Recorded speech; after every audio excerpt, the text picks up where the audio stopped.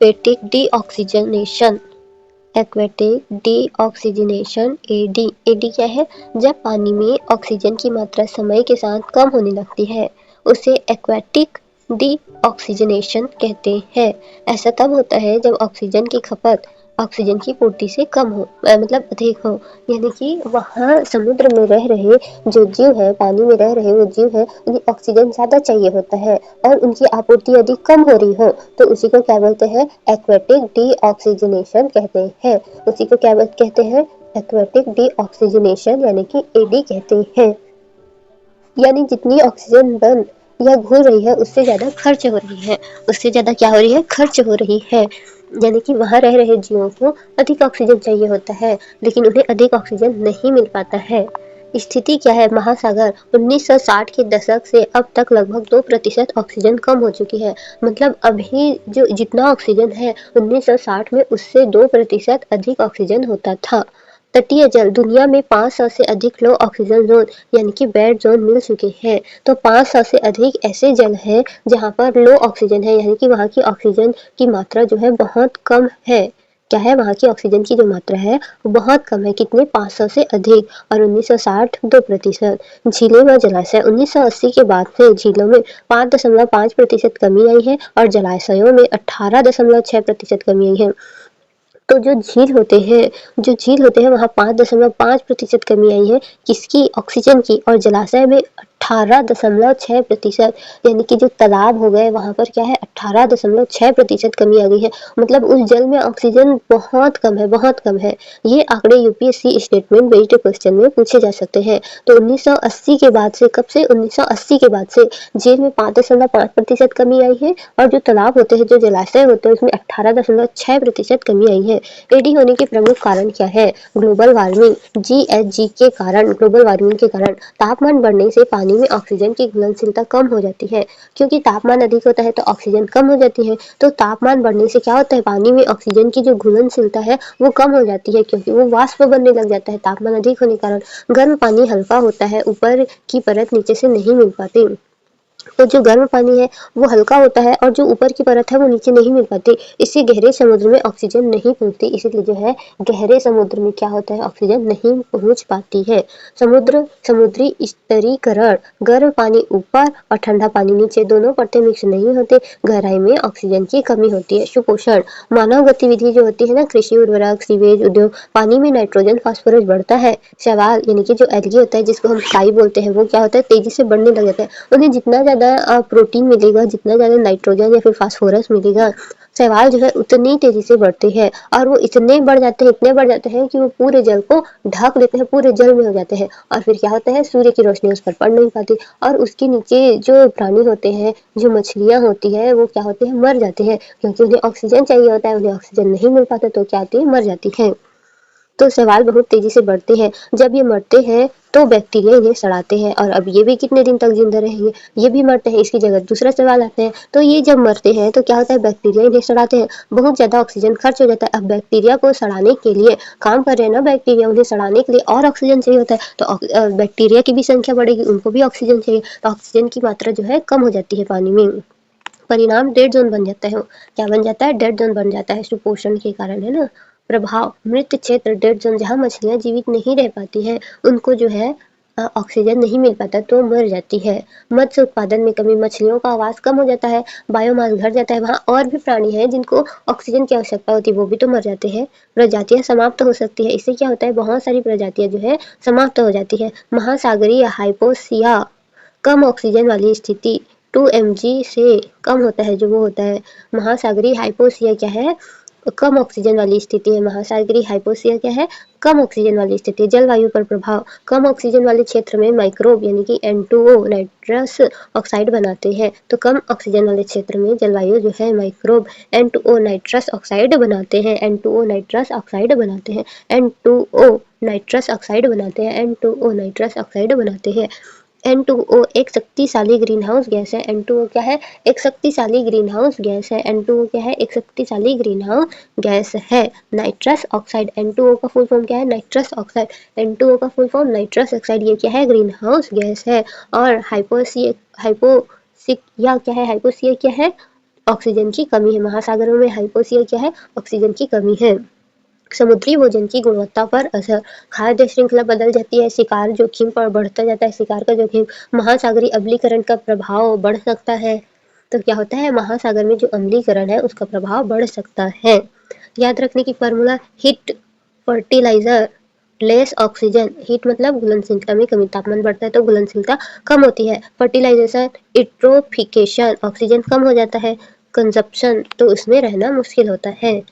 AD hypoxia और dead zone में अंतर, शब्द डीऑक्सीजनाइजेशन, डीऑक्सीजनाइजेशन, ऑक्सीजन में धीरे धीरे कमी आती है। हाइपोक्सिया, बहुत कम ऑक्सीजन 2 mgl। और डेड जोन, ऐसा क्षेत्र जहाँ जीवित नहीं रह पाते जो जीव होते हैं वो। क्वेश्चन देख लेते हैं हम। क्वेश्चन कौन सा है?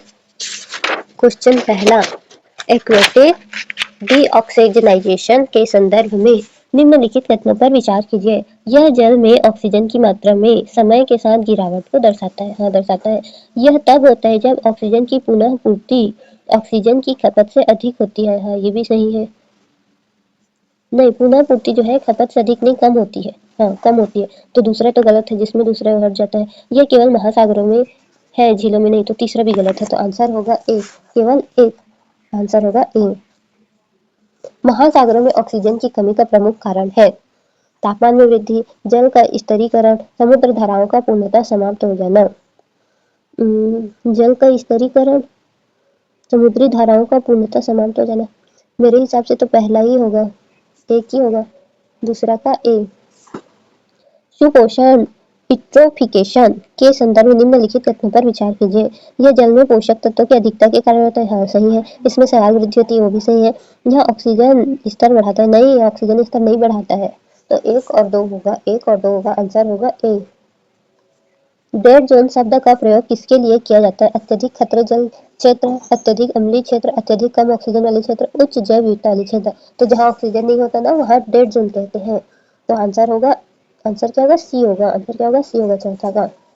निम्नलिखित में से कौन सा एक्वेटिक डीऑक्सीजनेशन परिणाम हो सकता है? मत्स्य उत्पादन में कमी, हाँ। जैव विविधता में गिरावट, ये भी सही है। नाइट्रस ऑक्साइड उत्सर्जन में वृद्धि, ये भी सही है। तो 1, 2 और 3 होगा। 1, 2, 3 ही होगा, शायद डी होगा।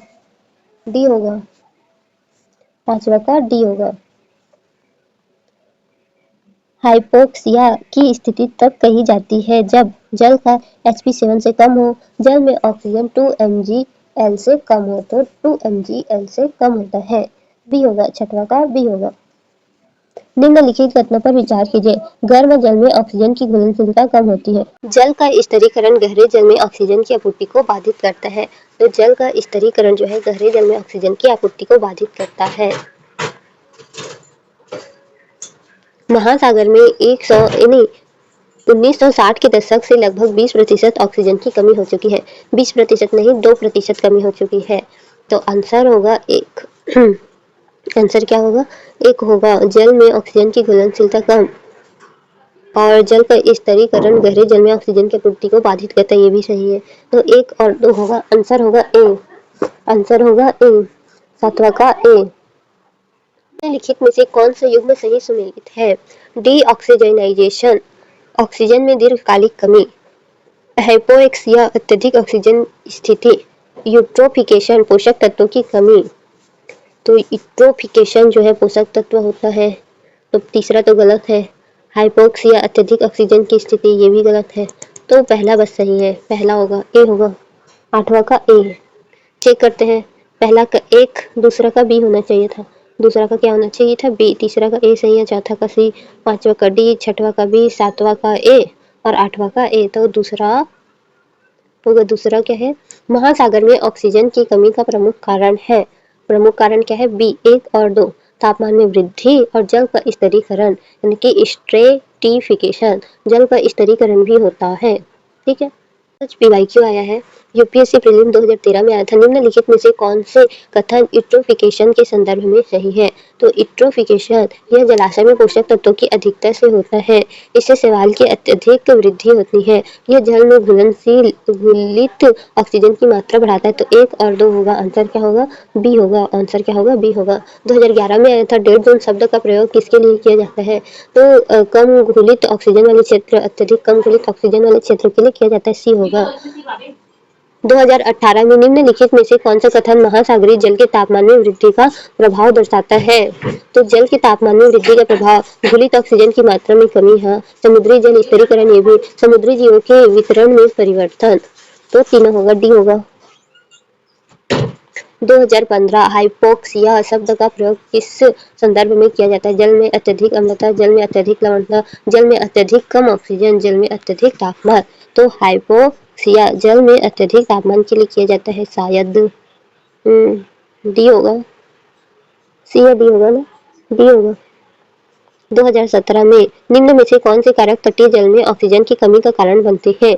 तटीय जल में कृषि अपवाह, औद्योगिक अपशिष्ट, जल का स्तरीकरण। तो कृषि अपवाह, एग्रीकल्चर राउंड ऑफ। तो 2 और 3 होगा शायद। सी हो सकता है, डी भी हो सकता है। सी होगा, पांचवा का सी। छठवां 2020 में निम्नलिखित में से कौन सी कथन सही है? जल का तापमान बढ़ने पर ऑक्सीजन की घुलनशीलता कम हो जाती है। हाँ। शैवाल स्फुटन एल्गो ब्लॉम से जल में ऑक्सीजन की कमी हो जाती है। दोनों सही है। तो सी होगा। आंसर चेक करते हैं। पहला का बी, दूसरा सी, तीसरा डी, चौथा सी होगा। चौथा का क्या होगा? सी होगा। पांचवा का डी होना चाहिए था और छठवा सही है। पांचवा डी था, कृषि अपवाह, औद्योगिक अपशिष्ट और जल का स्तरीकरण। और चौथा देखते हैं, चौथा का क्या होना चाहिए था? सी होना चाहिए था, जल में अत्यधिक कम ऑक्सीजन। हाइपोक्सिया जो है जल में अत्यधिक कम ऑक्सीजन को दर्शाता है।